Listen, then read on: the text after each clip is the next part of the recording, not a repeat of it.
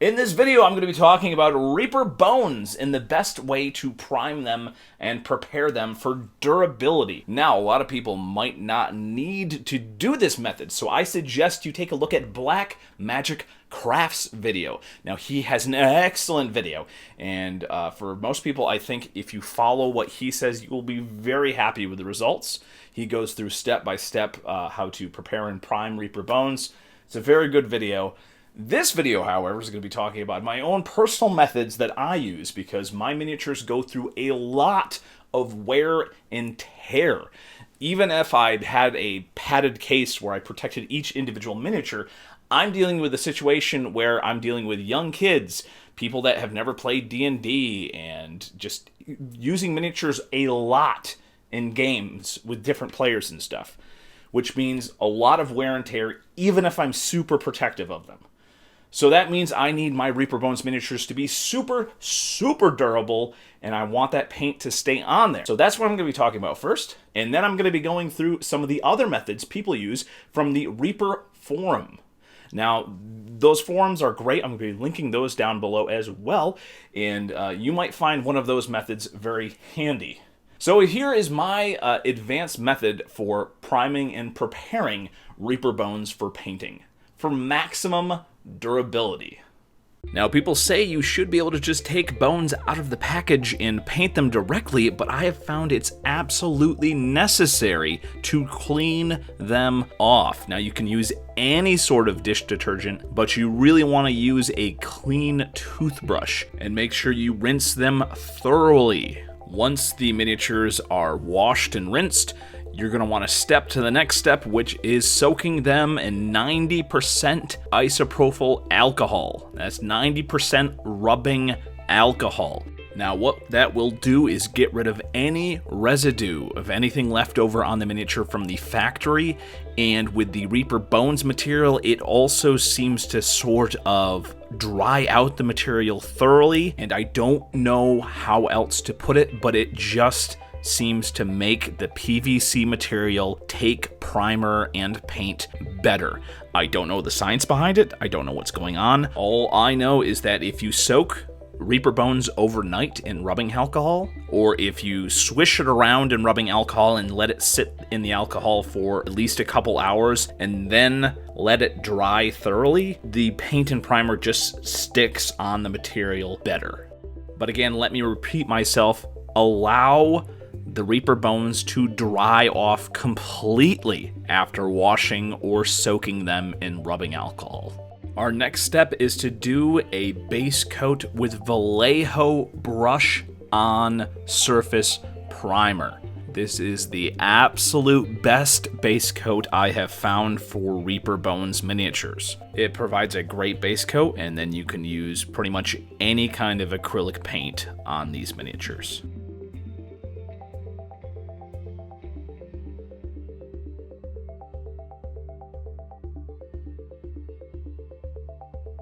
So this is the final dried product. You can see there I'm pointing out a white spot that I missed when I did the base coat. And I'm doing the fingernail test on here.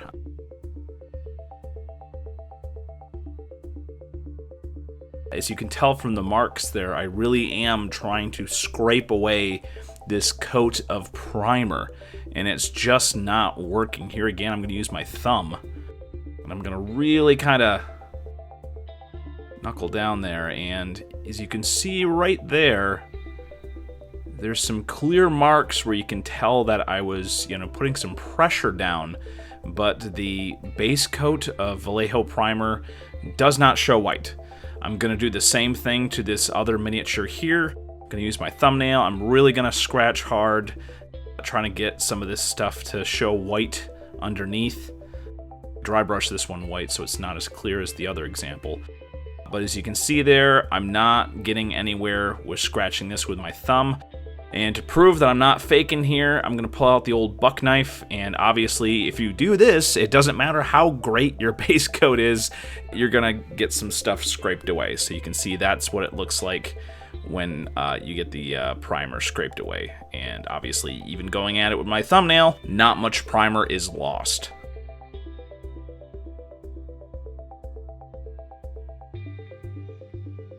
Here are some examples of Reaper Bones miniatures that I painted using this method.